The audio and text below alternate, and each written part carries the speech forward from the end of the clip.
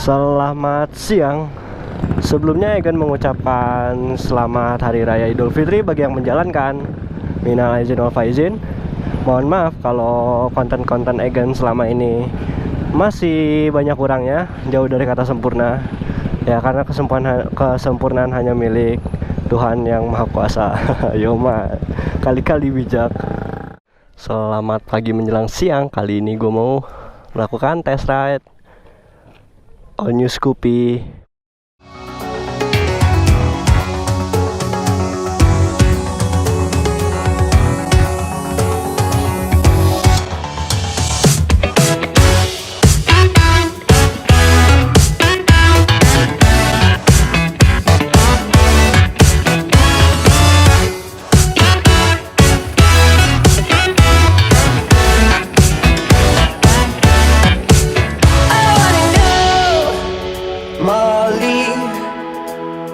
Ini Scoopy ban cabi.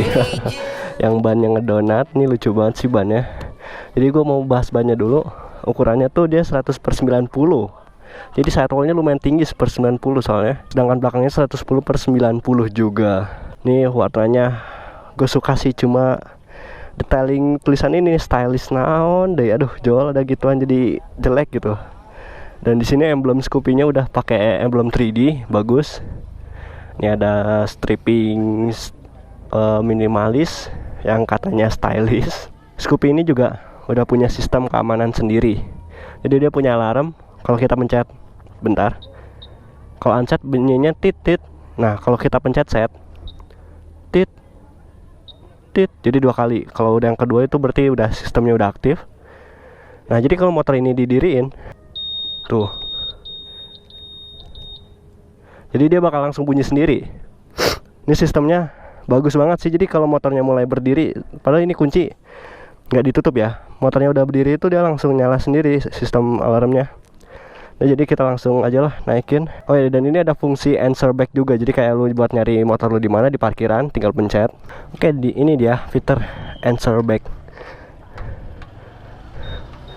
Nah, buat manggil gitu jadinya. Bunyinya tit-tit dan dia sennya dua-duanya bakal nyala. Aduh, capek. Dan ini sistem alternatornya udah terintegrasi sama generatornya. HP gue bunyi, bentar. Jadi sistem starternya udah yang terintegrasi sama generatornya gitu. Jadi dia sistemnya nggak pakai motor listrik lagi. Bunyinya halus, nggak ada bunyinya bahkan. Aduh, kita jalan-jalan ini jam berapa sih? Baru jam 9-an kali ya, tapi panas banget sih. Aduh, sorry ini gua rada pilek. Jadi suara gua rada bindeng. Jadi sistem alarm ini nilai plus banget sih di motor ini. Ya, mati lagi karena idling stripnya aktif. Sistem keamanannya gua ancungi jempol, 2 jempol, 4 jempol pakai kaki. Jadi gue suka banget sih sama sistem alarmnya. Jadi kalau motor lo ditegakin, jadi dia tuh bakal bunyi gitu. Nanti langsung tet, maling tuh istilahnya langsung panik lah gimana cara matiinnya. Jadi waduh, ini bener-bener advance sih sistem alarmnya, keamanannya gue suka banget. Di motor NMAX ibu gue bahkan sekalipun yang harganya di atas 20 juta tuh nggak ada kayak gituan.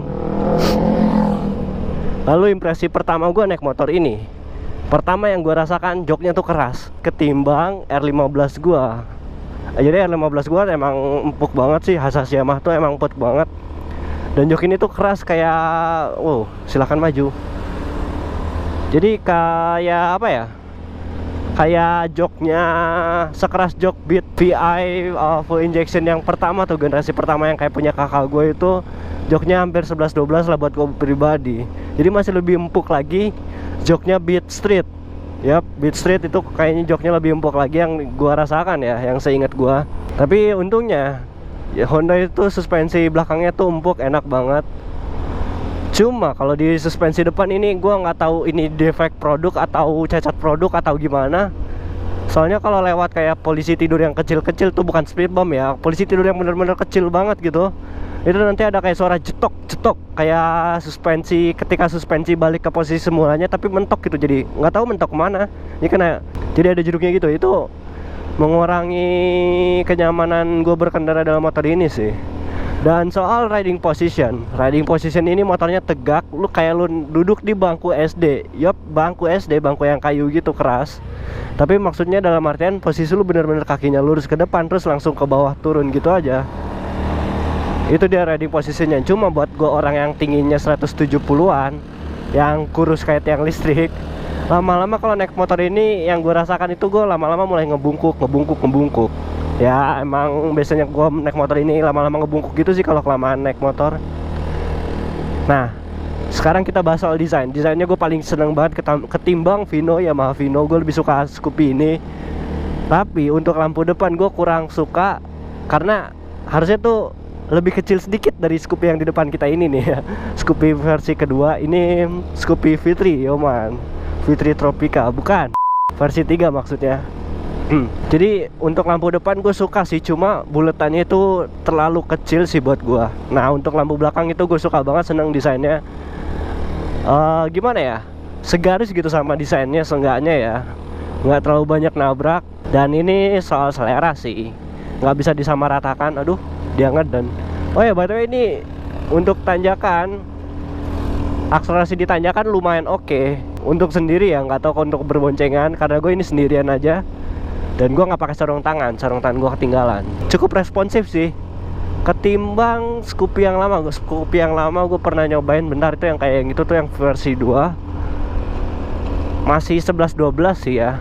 Nggak tahu juga sih apa ada improvement tambahan atau gimana, atau cuma penyegaran muka saja dan fitur-fitur kayak answer back system.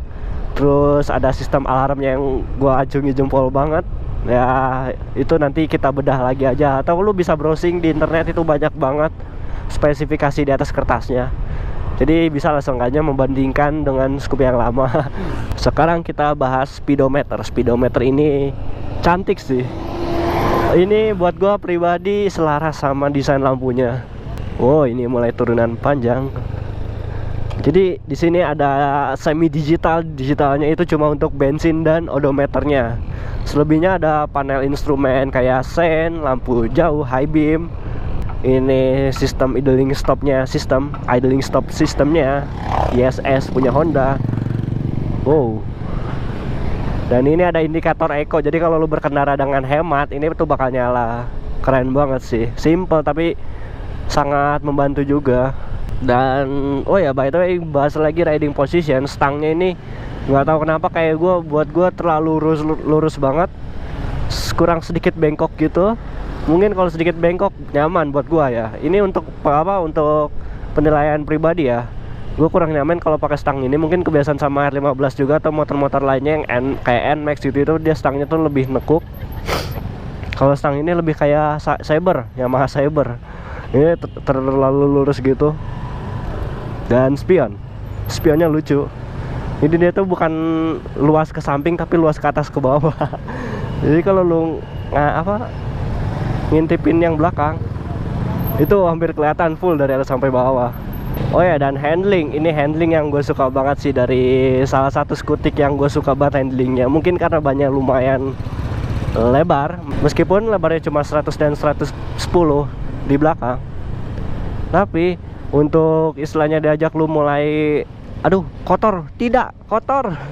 Kalau motor lu mau diajak miring, dalam artian ya menikung dengan kecepatan yang istilahnya nggak pelan, motor ini tuh lumayan stabil dan dia tuh cara beloknya tuh lumayan natural. Meskipun di kemiringan berapa derajat tuh motor mulai lumayan kayak ngebawah jatuh gitu. Jadi cuma untuk sampai kemiringan berapa derajat itu dia masih natural gerakannya. Ya mungkin karena profil bannya itu U-shape ya, bukan V-shape. Karena kalau V-shape itu dia lebih natural lagi bannya saat diajak belok.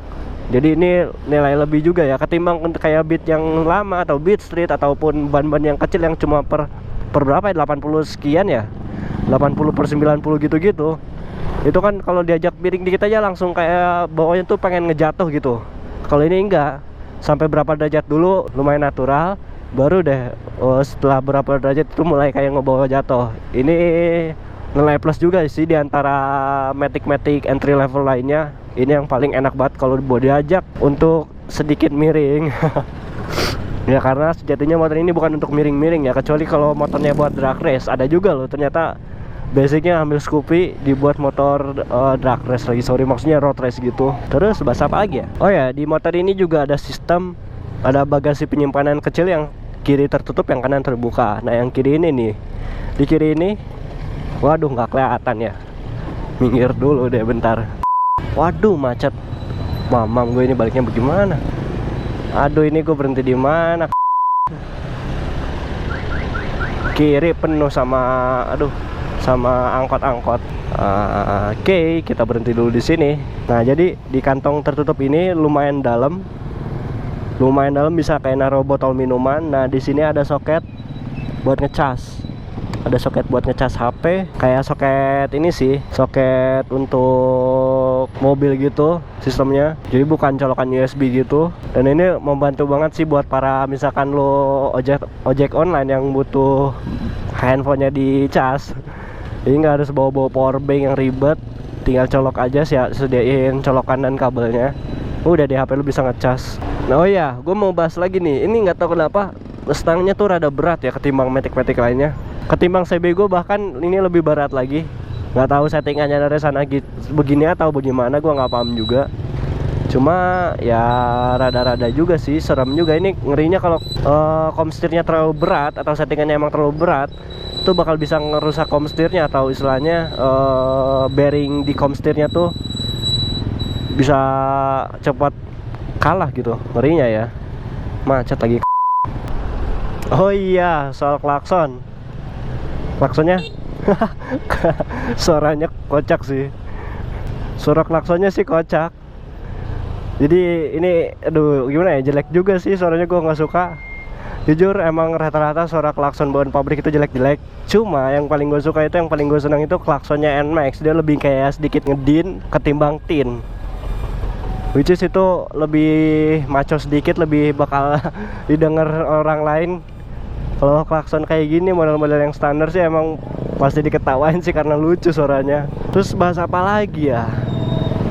Udah kayaknya keunggulannya ya. Jadi Scoopy ini keunggulannya pertama bannya itu cabi, lucu. Meskipun velgnya itu nggak bisa PNP gitu, nggak plug and play dengan Scoopy versi lama. Terus yang kedua, sistem answer back dan alarmnya itu gue suka banget. Keamanannya bagus banget. Shit dude. Jadi gue seneng banget sih ini. Sumpah gue hancungin 4 jempol nih kalau gue punya. Kalau kaki gue bisa ngangkat jempol semuanya. Untuk sistem keamanannya gue suka banget. Jadi ketika motor lu didirin aja dari posisi standar miring, itu bakal bunyi dan bikin panik lah istilahnya. Meskipun padahal tadi kan yang gue contohin itu penutup kuncinya nggak gue tutup, shutter key-nya nggak gue tutup. Jadi sistemnya itu benar-benar kayak terpisah gitu sama motornya, sama sistem anak kunci. Fitur yang ketiga yang keunggulannya ini adanya soket buat ngecas HP ataupun apalah, terserah lu mau ngecas power bank kayak atau mau nyolok laptop sekalipun kalau kuat. Itu sangat membantu banget buat lo yang mobilitasnya lumayan tinggi tapi nggak tahu ini bakal bikin akinya shock atau enggak. Karena gua nggak tahu juga sih akinya ini ukuran berapa, voltasenya, tegangannya dan lain-lainnya. Dan yang keempat, keunggulannya itu dari desain. Gue paling suka desain ini ketimbang Yamaha Vino. Ini masalah selera ya, nggak bisa dipukul rata. Nah lalu kekurangannya pertama dimulai dari shock breakernya dulu deh. Shock breaker depannya sih yang gua nggak suka banget. Jadi setiap ada kayak polisi tidur yang kecil banget tuh, yang kayak cuma dibilang speed bump juga bukan, tapi dibilang polisi tidur juga bukan. Nah kalau ngelewatin jalan yang kayak gitu, ini suspensi depannya tuh rada ngejeduk. Terus kekurangan yang kedua, joknya ini lumayan tipis. Nggak tipis juga sih sebenarnya, tapi keras. Oke, jadi ini gue keikut macet lagi. Harusnya tadi gue lurus ke arah Maribaya. Udahlah. Jadi itu kekurangannya ada dua yang gue rasakan ya overall selama ini, selama gue menggunakan dipinjam motor ini, dan sangat-sangat berpengaruh pada kenyamanan berkendara lu sih. Oke, jadi sekian dulu nih video dari Egan. Sampai jumpa lagi di video-video berikutnya. Egan mohon cabut. Bye bye. Waduh, daging tumpah, sayang banget.